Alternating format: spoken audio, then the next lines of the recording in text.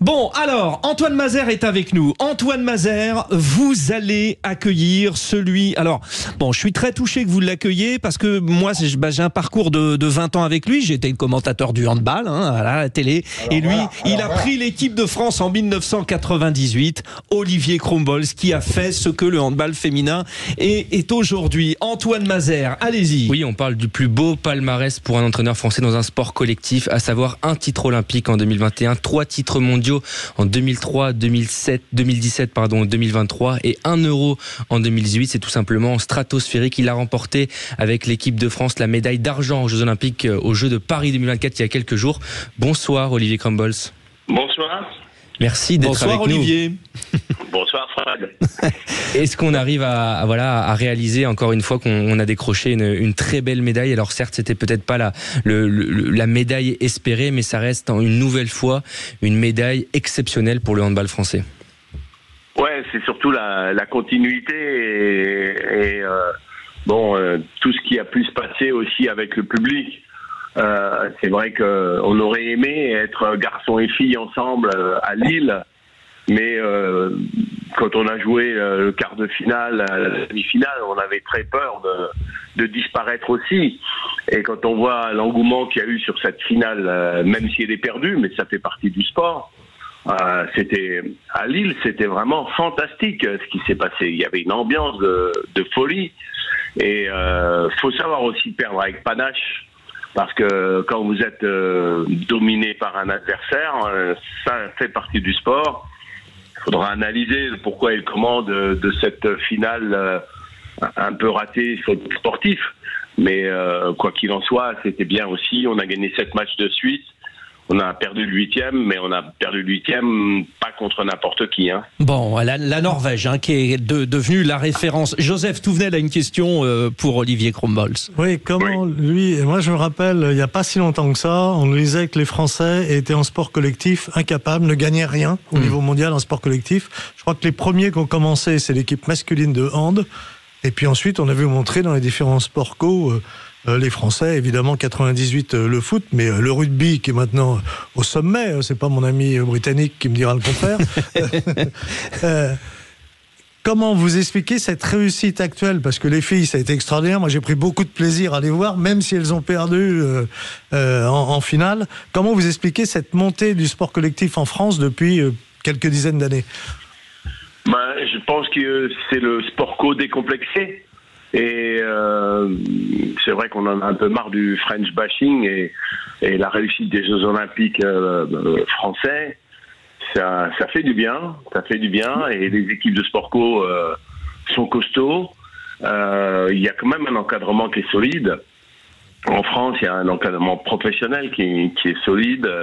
Nous, on a eu beaucoup de moyens pour préparer l'équipe, un staff étoffé. Quand je suis revenu en 2016, j'ai étoffé le staff, on a mis des moyens conséquents, notamment sur le plan médical. On a 3 kinés, un médecin qui est tout le temps là, et ça paye parce que nous, on est dans un sport où il faut beaucoup de qualité, c'est multifactoriel, mais il faut de plus en plus de qualité physique.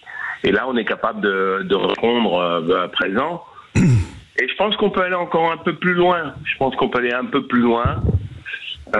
Sur nos lacunes, des fois un peu un manque de discipline, mais mentalement les équipes de France elles sont costauds, on le voit au volley, on le voit au basket, football, qui étaient juste à côté, elles étaient tout au bord.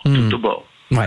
Antoine Mazère, oui. Oui, vous avez été longuement ovationné après la défaite par ces 27 000 personnes du public de Pierre Mauroy. J'imagine que cette reconnaissance du public français, elle vous touche par rapport à tous les accomplissements que vous avez faits. Vous n'avez pas encore annoncé si vous allez continuer avec l'équipe de France ou pas, mais quand même, d'être ovationné devant 27 000 personnes, ça montre tout le travail qui a été réalisé à vos côtés depuis 1998 et l'équipe de France. C'était la dernière ou pas, Olivier ?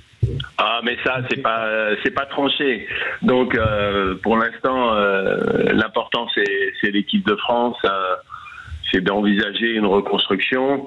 Je pense qu'on annoncera tranquillement au courant septembre ce qui va se passer. Mais Olivier, c'est pas tranché. Ça veut dire que c'était peut-être pas forcément la dernière Marseillaise à Lille, au stade Pierre Mauroy, pour ce France-Norvège en finale des Jeux Olympiques. C'est bien ce que j'ai compris. c'est pas tranché. Donc voilà, je ne veux pas vous en dire plus. Et ce qui me semble important, c'est par contre, c'est l'accompagnement des joueuses aujourd'hui. De toute façon, il va y avoir une reconstruction.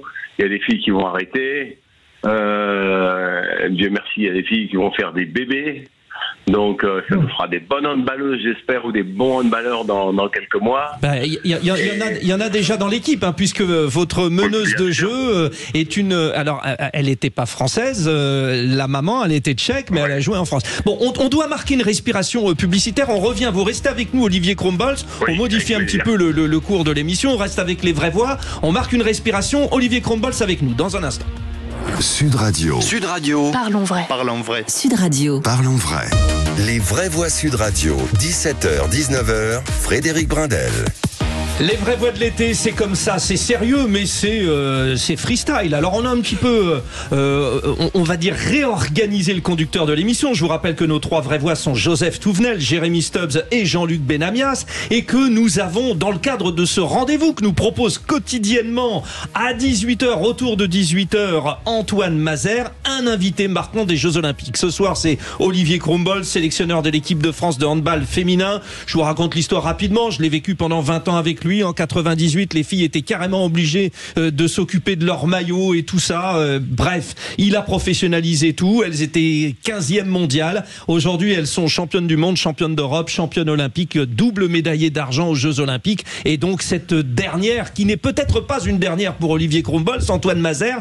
En tout cas, tout le monde s'attend à ce que ça s'arrête pour Olivier, qui nous dit que c'est pas tranché. Antoine. Oui, en tout cas, les résultats, ils parlent toujours en faveur d'Olivier Krumbolz, mais on avait une joueuse que vous connaissez très bien, qui compte plus de 300 sélections avec l'équipe de France, considérée comme l'une des meilleures pivots du hand français, qui a quand même voulu vous adresser un petit message pour vous féliciter. Bonjour Olivier, écoute, ça me fait plaisir de t'adresser un petit mot aujourd'hui. Je tiens vraiment à te féliciter pour vraiment l'ensemble de ta carrière, pour tout ce que tu as fait pour le handball féminin, toutes ces médailles que tu as su apporter avec toutes les équipes que tu as pu entraîner. C'est vraiment avec beaucoup d'émotion que vraiment je m'adresse à toi, parce que j'ai vibré ces derniers Jeux Olympiques avec vous. Tu aurais certainement mérité l'or avec les filles sur ce dernier match, mais bon, on te félicite encore avec tout ton staff. Véronique Péqueux-Roland, qui était là justement quand Olivier Krumbolz est arrivé et quand les filles n'avaient rien pour elle, ne serait-ce que de facilité pour jouer professionnellement. Une réaction, Olivier Krumbolz ? Ça fait plaisir, hein. Véro, ça a été quand même une joueuse extraordinaire. Elle a incarné l'équipe de France. J'ai toujours dit de la part de Véro que c'est le soldat qui ramasse l'étendard et qui traverse le pont sous les balles et tous les autres la suivent. Non, mais ça fait plaisir parce que on a fait beaucoup de choses ensemble et c'était un combattant, Véro. Et elle a beaucoup apporté à l'équipe de France. Elle a été un exemple. Et Dieu sait que la combativité est importante. Donc, ça me fait plaisir. Bon, allez, autour de la table, Jérémy Stubbs, une question. Une question naïve. Je veux bien intervenir un peu sur le sport. J'ai quand même pas mal fait d'émissions sportives sur un certain nombre de radios. Jean-Luc, mais justement, dans ces cas-là, on dit on garde le meilleur pour la fin. Enfin, Jean-Luc. C'est gentil, c'est bon. Jérémy. Vas-y, mais parole à Olivier. Oui, une question naïve, parce que le hand, comme on dit, c'est largement un mystère pour les Britanniques. Est-ce que ce sport est en progression, sa pratique dans le pays? Est-ce que c'est en progression? Est-ce que ça se maintient? Quelle est la situation aujourd'hui? Question de l'universalisme, hein, parce que certains sports sont en difficulté au JO. Oui, non mais le handball est en progression. Alors en France, il est en progression permanente. C'est l'un des premiers sports français.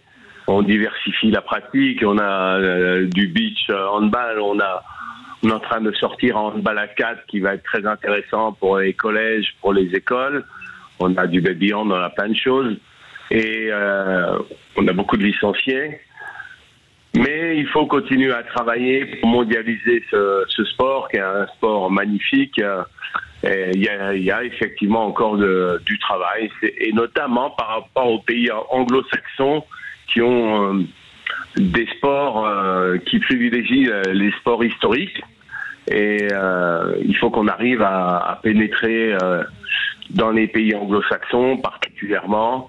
Mais je vois pas pourquoi on n'y arriverait pas. Il faut mettre des moyens. Il faut que la fédération internationale mette des moyens et qu'il y ait des cadres qui aillent travailler, accompagner, mais aussi soutenir financièrement les pays qui en ont besoin. Et nous verrons si les Américains à LA, à Los Angeles feront aussi bien que les Britanniques en 2012. Bon, c'était un petit peu dur de s'y mettre. Jean-Luc Benamias, mais bien sûr, c'est une histoire de passionné le sport. Vous en êtes. Question. C'est pas une question. C'est juste pour répondre à la question sur les sports collectifs en France. Je suis quelqu'un, comme ça se voit sans doute, des années 60-70, où vraiment nous n'étions pas très très présents, même dans le foot. Gloire à ce niveau-là à des gens comme Michel Platini, en 84, qui fait que tout d'un coup, enfin, la France gagne un championnat d'Europe. Gloire, ça va parler à notre ami handballeur. Olivier Gloire au Barjot, en 92, qu'on n'attendait pas vraiment là. Qui font une médaille de bronze. C'est une des premières, si je ne me trompe pas, c'est une des premières médailles aux Jeux Olympiques collectives. En 92 à Barcelone, oui. À Barcelone. Et après, ça n'a fait que monter dans le volley, dans le basket. Alors, gloire à Tony Parker, à Richard Dacoury et à quelques personnes comme celle-là, qui ont fait monter les différents sports collectifs. Et depuis, c'est ça qui est miraculeux. Chez les hommes et chez les femmes, ça n'a jamais cessé. Combien de finales a-t-on fait encore cette fois-ci? Alors on les a malheureusement pas toutes gagnées, mais on peut toujours tout gagner, bien évidemment. Mais c'est énorme. Voilà, l'évolution du sport collectif en France, et à ce niveau-là, les entraîneurs, les enseignements dans le monde sportif, dans le monde scolaire, ont joué un rôle formidable. Reste un gros problème, un problème encore existant, c'est les moyens qu'on donne réellement à tous ces sports pour exister pendant toute l'année, en dehors de certains espaces. Et notamment, à ce niveau-là, le handball féminin, effectivement, par exemple, et Olivier le basket. Combien de gens, quand on regarde les clubs de basket féminin en France, ça joue bien, hein. Quels sont leurs revenus? Quels sont leurs revenus mensuels? Autour du SMIC. Et tous nos volleyeurs champions olympiques sont obligés de jouer à l'étranger. Merci Jean-Luc Benamias, bravo à vous Olivier Krumbolz, merci. Exactement, mes félicitations Olivier, bravo. Antoine Mazère, oui effectivement, vous parliez des Barjots, il y a eu Daniel Costantini qui a créé le handball masculin et Olivier Krumbolz a créé le handball féminin. Bravo Olivier, bravo pour cette médaille d'argent. Et on espère bien retrouver Olivier à Los Angeles, bien entendu. Avec ce que vous venez de dire Olivier, c'était obligé que Joseph réagisse.